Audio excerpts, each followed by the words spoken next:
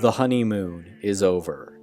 A feeling of discontent and malaise has settled on Britain as the Queen enters mourning. Her beloved husband, Albert, passed away following a fit of illness.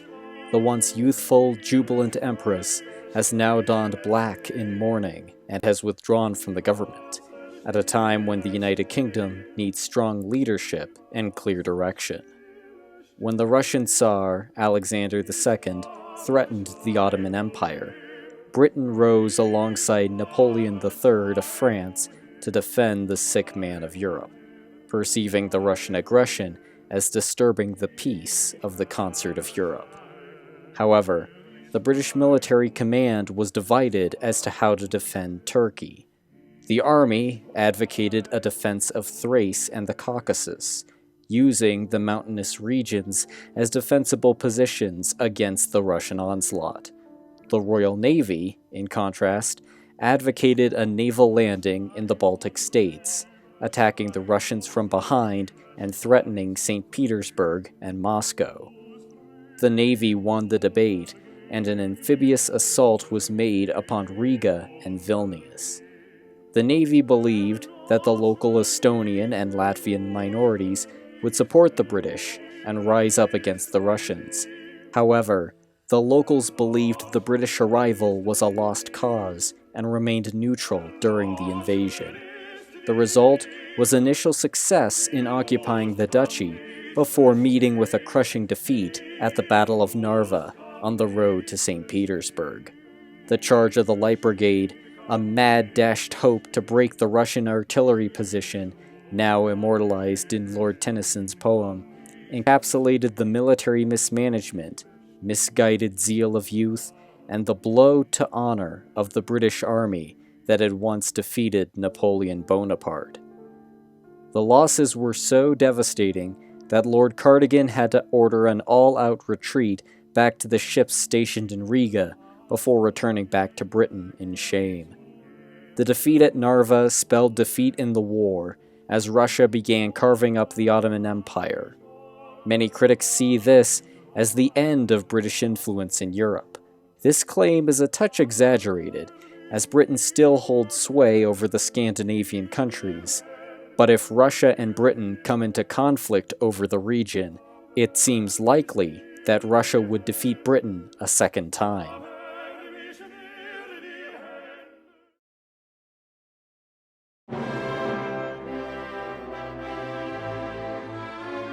The 1860s were a turbulent time for all Europe, and the German states were no exception.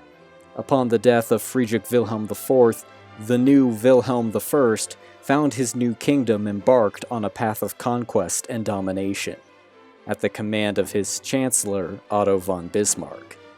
Seeing the diplomatic isolation of Austria, Bismarck believed it was the perfect opportunity for Prussia to take its place in the sun as leader of the German states. Assuming control over Schleswig-Holstein, he instigated the German Brothers' War against the protests of Wilhelm I, who thought the Prussian military was not enough to overcome Austrian numbers. However, under the command of the exceptional von Moltke, he was able to utilize Prussian discipline to its fullest and divide and conquer the contingents of the different nationalities within Austrian ranks. After the fall of Bohemia, Franz Joseph was brought to the bargaining table when Vienna was threatened. Prussia imposed a mild peace, taking no land and no indemnities, but asserting control over the South German states, including Bavaria. Nonetheless, Bismarck was not merely a master of war, but of peace and diplomacy as well, by securing the crucial alliance with the new Kingdom of Italy and the new Republic of Spain. With these new alliances and the formation of the North German Federation, Bismarck looks west to France and the German minorities in Alsace-Lorraine. Surrounded on three sides, France is unlikely to stop the German war machine, so long as Bismarck can dissuade the other great powers like Britain, Austria-Hungary, and Russia from intervening. The hopes for a united Germany may be soon realized.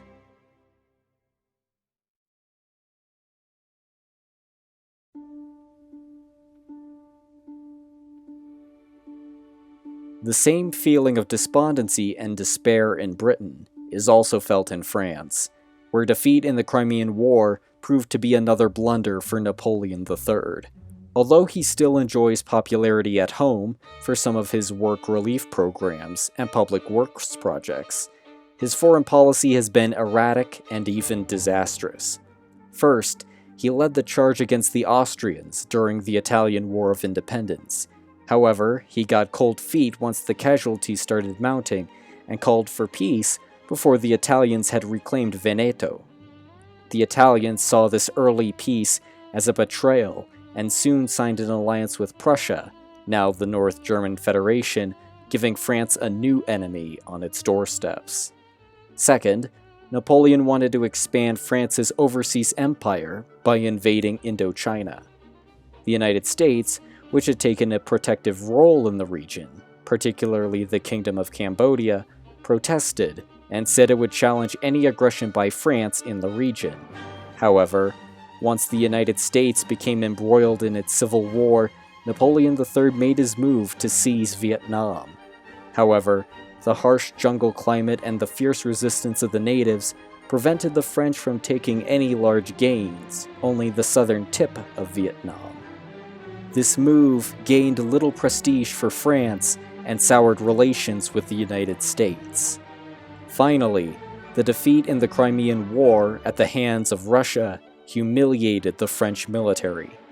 Believing he could strong-arm the Ottoman Empire into handing over the keys to the Church of the Nativity, Napoleon III sought to challenge Russian Orthodox hegemony in the Holy Land. However, when the Russians declared war on the Turks in response, Napoleon had no choice but to come to the Ottomans' aid. Because he was caught unawares by the surprise declaration of war, he was unsure where his troops should go. At first, the French military, under the Marshal de MacMahon, was to sail around Italy and to assume defenses around Thrace and the Caucasus. However, when they learned of the British invasion of the Baltic states and the march to Moscow, Napoleon ordered half of MacMahon's forces to return to home ports before sailing on the North Sea to join the British forces on the Baltic. MacMahon landed his forces on Crete while the redeployments took place. The delays and redeployments lasted for a month, and the month was costly. Soon, MacMahon received word that the Russians had crossed the Danube and were laying siege to Istanbul. Without waiting for word from high command, he moved his army across the sea into Greece, where he encountered the forces of the Prince Gorchakov near Thermopylae, where that famous battle had taken place so many centuries ago. He gained victory, but was not able to capitalize on his success when he had received word that the Ottoman Sultan had given in to all Russian demands. The victory at Thermopylae did little to raise public spirits at being defeated in war. Now, with her alliance with Russia up in flames, France has now signed a new alliance with its old enemy, Austria. A good ally against the North German Federation, but not enough to counterbalance the triple alliance of Germany, Spain, and Italy. France is defeated and weak, and Napoleon III's power is looking tenuous.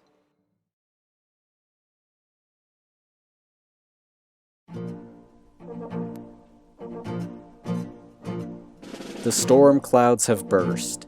Despite years of compromise and foreign distractions, the slavery debate could no longer be ignored. By focusing his presidency on foreign policy, President Stephen Douglas hoped that adventures into Egypt would keep the slavery issue under wraps. A collection of wealthy New York families, led by the Carnegie family of steelworkers and the Tweed family of Tammany Hall, invested heavily in the Sultanate of Egypt, then a protectorate of the Ottoman Empire. Convinced that there was great economic potential in Egypt, the Carnegies and the Tweeds invested in the creation of a canal past the Sinai Peninsula, near Suez. What many considered to be a great folly turned out to be a great success, as the new canal opened the Mediterranean to India and Asia by providing a faster route than the Horn of Africa. However, Such a valuable canal was bound to lead to conflict. The Ottomans, seeing the power the Americans had by controlling the canal and by charging tolls, mobilized their forces to seize control of the canal, arguing that the land was territory belonging to the Ottoman Empire, not the United States. Douglas, who was having quite a peaceful, prosperous presidency so far, was unable to negotiate with the Ottomans, nor was he able to convince Congress to go to war with a country half a world away. This political blunder cost him his re-election to Abraham Lincoln, the candidate for the new anti-slavery Republican Party.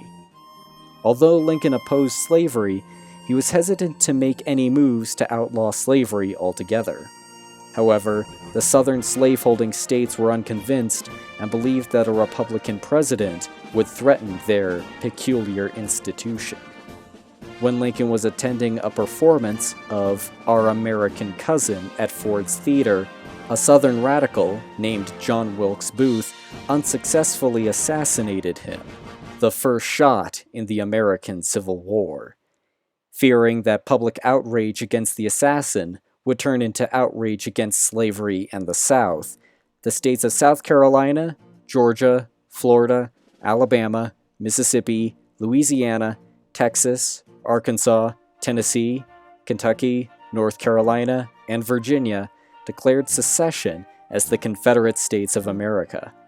If these states had properly organized, they could have posed a serious threat to the Union and to Washington, D.C.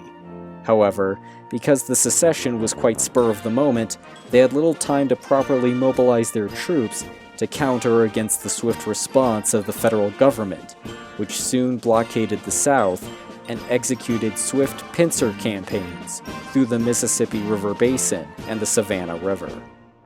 As a result, most of the war largely composed of fighting guerrilla bands throughout the swamps of the Carolinas, the woodlands of Tennessee, and the Everglades of Florida.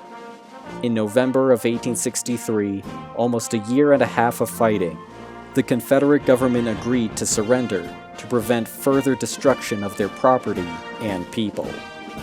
While many in Europe thought the Civil War would cripple the United States for a decade or two, its unexpectedly swift triumph and recovery now has many Europeans worried that this reunited States may now stand as a more powerful global presence than ever before.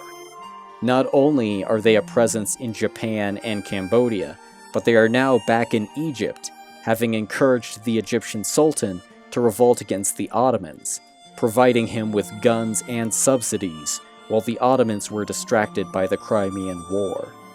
Although the Egyptians still control the Suez Canal, it is clear that the Egyptian Sultan is little more than a puppet for American interests, as he now keeps a shadow council of New York capitalists and business tycoons who help him maintain his hold on power. American control of the Suez Canal is a strategic liability that Europe cannot ignore. The tense antebellum has ended. A triumphant postbellum begins.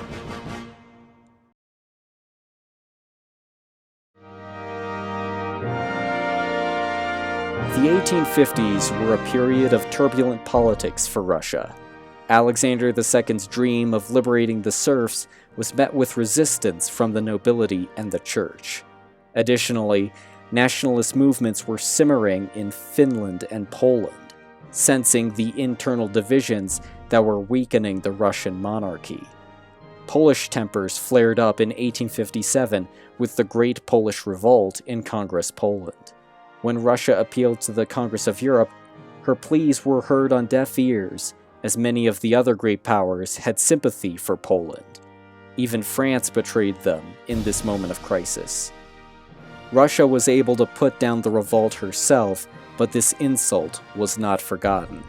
If Russia was to keep her dignity and honor, she would need to learn to stand for herself and herself alone. Such a challenge came when Napoleon III demanded the keys to the Church of the Nativity, a distinction the Ottoman Sultan had granted to the Tsar in recognition for Russian intervention in the Oriental crisis. Fearing French power, the Sultan gave in to Napoleon's demands and Britain threatened to come to the Turks' defense if Russia would declare war. It was a precarious position for Alexander II, to fight against the great powers in feudal conflict or to permit Russian honor to be slandered at a time when he was losing support at home. The Tsar called their bluff and declared war on the Ottomans. The war plans were to quickly neutralize the Ottoman military in the Balkans and the Caucasus, dividing the Russian army into two forces. If the Sultan were to surrender to Russian demands, then hopefully the French and the British would give up the fight. The plan worked perfectly. Prince Gorchakov's army met little Ottoman resistance, but also gained the support of the local minorities, the Serbs, the Bulgars, the Bosnians, the Montenegrins, and the Greeks. Soon, Prince Gorchakov was able to take Istanbul itself and force the Sultan to the bargaining table. Similarly, the forces in the Caucasus also met little Ottoman resistance, as most of the Eastern Ottoman army was in Egypt, putting down the Egyptian rebels supported by the United States. The Treaty of Paris not only restored Russian influence in the Holy Land, but also granted independence to Serbia and Bulgaria, more land to Montenegro and Greece, and the Russian absorption of the Caucasus.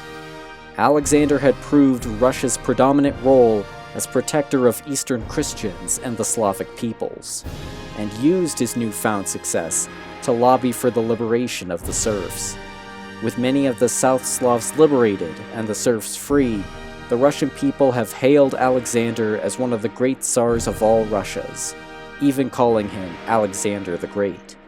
Surviving the turmoil of the 1840s and 50s, the Russian phoenix has soared once again.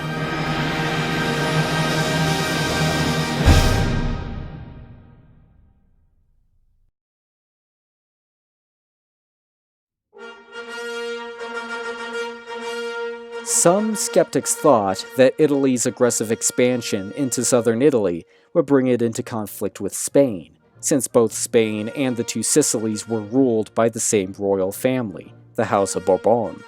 However, the fortunately timed abdication of Isabella II and the creation of the new Spanish Republic, Spain cut all ties with the Kingdom of the Two Sicilies.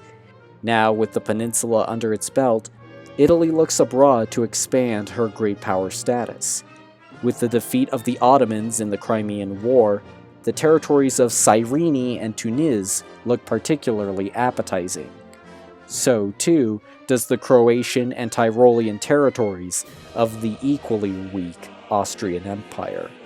Nonetheless, Italian King Victor Emmanuel II cannot become too greedy, as the bitter French may try to stop Italy from expanding. However, the triple alliance of Italy, Prussia, and Spain would be more than sufficient to put France in its place, if such allies are to be trusted.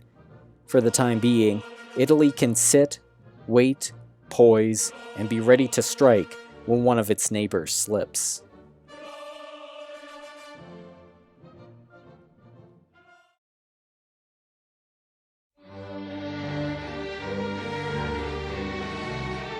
After the defeat of Austria at the hands of Prussia, the nationalist revolts that were all too familiar once more sprang up as the Hungarians demanded greater political power or even independence. Franz Joseph gave in to some of the demands. The Hungarians were rewarded for their disloyalty with their own parliament and equal rights with the South Germans in the empire, making Franz Joseph Kaiser und König of Austria and Hungary. Such a move, while humiliating, was considered by many to be necessary, while Austria tries to rebuild its military before another war erupts. And another war may come soon. Napoleon III of France has offered a military alliance which the Austrians could not reasonably refuse, as it was their diplomatic isolation that resulted in their defeat in the German Brothers' War. However, some in the Austrian government argue that this has been another blunder, as the Germans now turn their attention across the Rhine. Few believe that an Austro-French alliance could defeat the combined forces of Italy, Spain, and Prussia. The only hope for Franz Joseph now is time, but time is not on his side.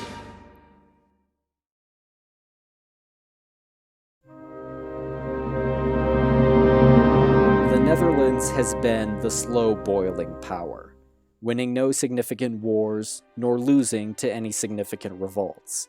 Instead, King Wilhelm III has charted a course of moderation, making mild concessions to royal power with a constitution while making mild gains in Asia, taking more and more territory in Indonesia. At least, as much as he can without angering his competitors in the region, France, Britain, and the United States. However, at least one of these competitors has been made a friend. After the defeat of the Crimean War, Victoria realized the need for alliances on the continent before British influence waned altogether. Because she trusted neither the Germans nor the French, the Netherlands were the only great power that could conceivably share Britain's interests. There is some grumbling in The Hague over whether the Netherlands will be dragged into another one of Britain's wars in China or India. However, many see the alliance as a good thing. It minimizes tensions in Southeast Asia and allows the Netherlands to expand freely, as it deters the United States and France from attacking a smaller nation when the British Royal Navy has its back. While tensions are brewing in Europe, the Netherlands can ride the waves of commercial success and prosperity.